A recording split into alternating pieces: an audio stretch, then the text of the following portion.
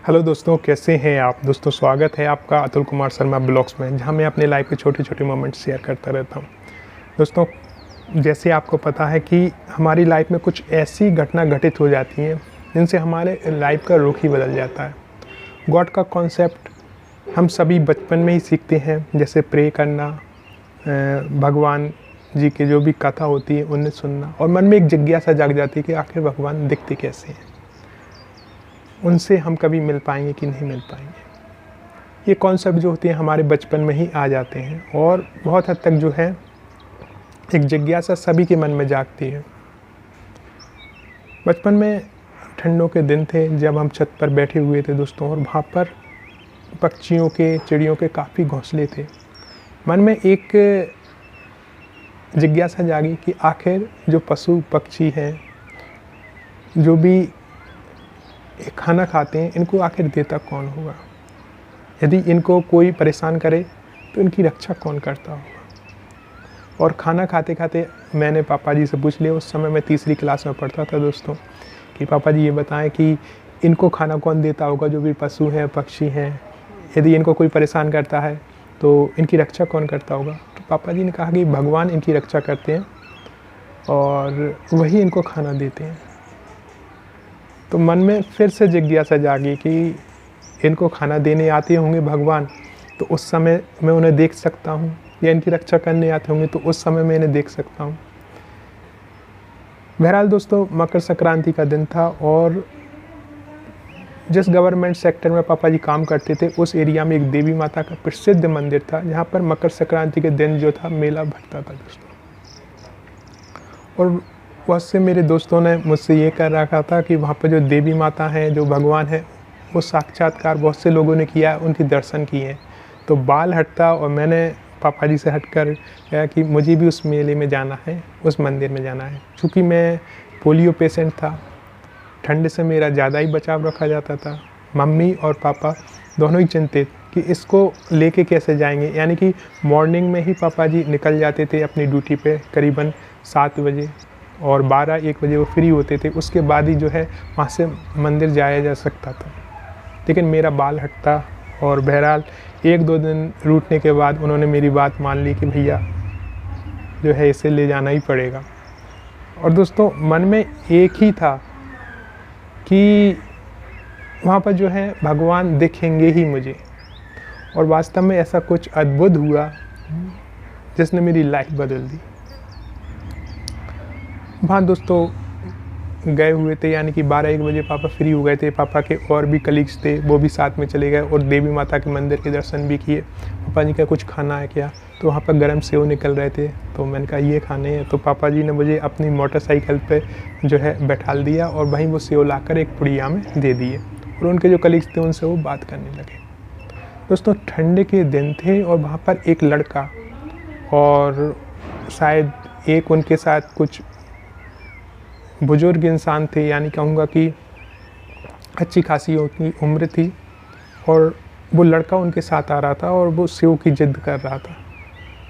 शायद कुछ बंजारे होंगे या मांगने वाले होंगे, मुझे पता नहीं वो लोग कौन थे, लेकिन वो कह रहा था उनसे, बाबा बाबा करके कह रहा था। तो मुझे लगा कि या तो इनके पिता होंगे या इनके दादा होंगे। तो मुझे लगा कि सेव दिलाने लाए होंगे, तो उसने सेव लिए। और वो जो बच्चा था वो कोई भी कपड़े नहीं पहना था, यानी इतने गरीब थे कि जो जिस इंसान के साथ वो आया था वो एक, आप कहें कि एक कपड़े ही लपेटे हुए थे। और उसके साथ जो लड़का आया था, जिसकी उम्र बहुत से बहुत 4 साल रही होगी, 3 या 4 साल की रही होगी, वो बिना कपड़ों के ऐसे ठंड में, और सेव के लिए वो उनके साथ आया। लेकिन उस इंसान ने सेव ले लिए और पुड़िया लेकर खाना शुरू कर दिया। उस बच्चे को नहीं दिए, और वो बच्चे चिल्ला रहा था, उसके पैरों में लौट रहा था, पड़ रहा था, लेकिन उसने नहीं दिए। छीना झपटी में कुछ सेव के टुकड़े ज़मीन पर गिर गए दोस्तों, और वो बच्चा उनको खाने लगा। जब उसने धक्का दिया उस इंसान ने, तो उसकी टॉनी छिल गई, खून निकल आया। उसे उसकी चिंता थी नहीं बच्चे को। जो सेव थे वो बीन बीन के धूल में से खाने लगा, रोता जा रहा था। मुझे लगा कि यहाँ तो भगवान आएंगे ही आएंगे, क्योंकि ये तो भूखा भी है और इसकी तो रक्षा भी करनी है, तो अब तो भगवान आएंगे और मैं दर्शन करूँगा ही करूँगा। लेकिन ऐसा कुछ हुआ नहीं दोस्तों। वो लड़का रोता जा रहा था, सेव खाता जा रहा था। एक टाइम पर तो ऐसा लगा कि मैं उसे देखकर खुद आंखों में आंसू आने लगे। मेरे हाथ में सेव की पुड़िया थी, आंखों में आंसू थे दोस्तों। मुझे क्या बुरा लगा क्या नहीं लगा ये तो मुझे समझ में नहीं आया, लेकिन लगातार आंखों से आंसू गिरना शुरू हो गए।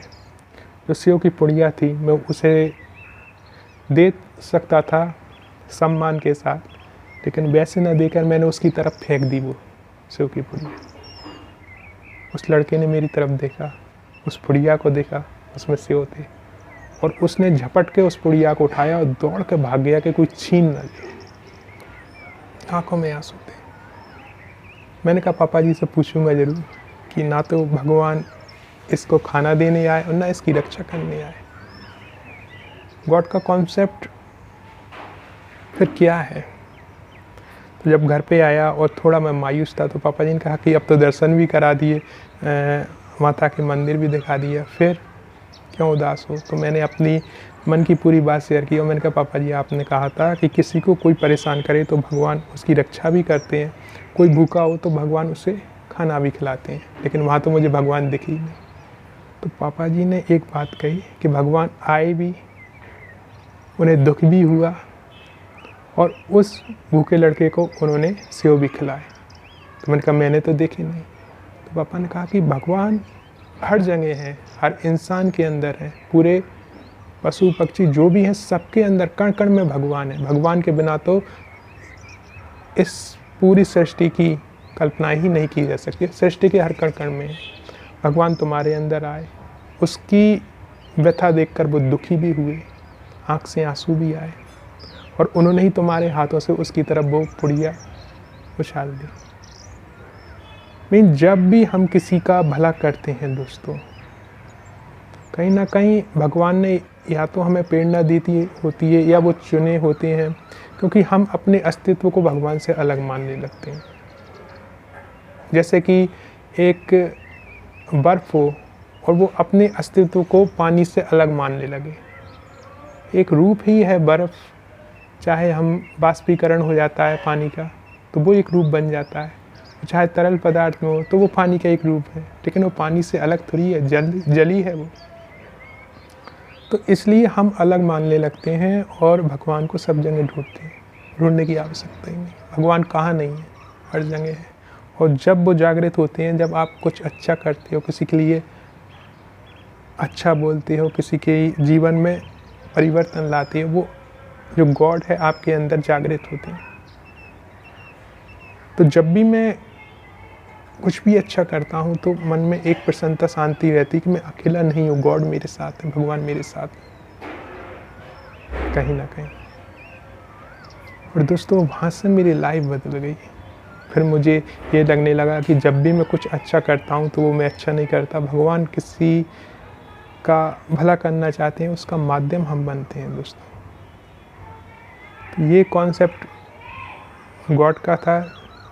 आगे चल के भगवद गीता पढ़ी तो उसमें ये पूरा क्लियर हो गया, क्योंकि वहाँ तो पूरी चीज़ है वो बिल्कुल एक पानी की तरह क्लियर है दोस्तों। तो इस बात ने मेरी लाइफ बदल दी। कभी कभी सोचता हूँ ना दोस्तों, तो आज भी दुख होता है कि हम जिस पृथ्वी पे रह रहे हैं या जिस देश में रह रहे हैं, वहाँ पर लोग भूखे हैं और बहुत से लोग उन्हें नज़रअंदाज करके आगे बढ़ जाते हैं।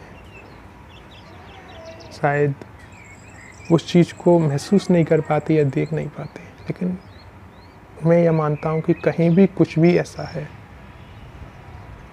तो दोस्तों कुछ ना कुछ करना चाहिए जिससे कि लोगों की लाइफ में परिवर्तन आए। आज मैं अपने अंदर यदि गॉड को जागृत करूँगा, और गॉड को जागृत करने का मतलब एक ही है कि शुभ कर्म करें, किसी की भलाई के लिए कुछ करें।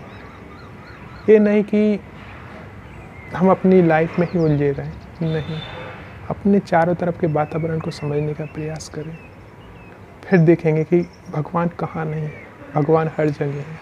और मेरे लिए तो जो मेरा वीडियो देख रहे हैं उनके अंदर भी भगवान विराजमान है। जो ये सुंदर सुंदर फूल खिले हैं, इनके अंदर भी भगवान विराजमान है, क्योंकि जो पंछियों की आवाज़ आ रही है उनके अंदर भी भगवान विराजमान है, जो कुछ ना कुछ कह रहे हैं।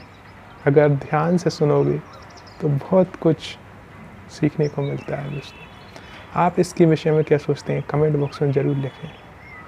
ये वीडियो ऐसा ही था, आपने इसे देखने के लिए इतना समय निकाला उसके लिए दिल से धन्यवाद।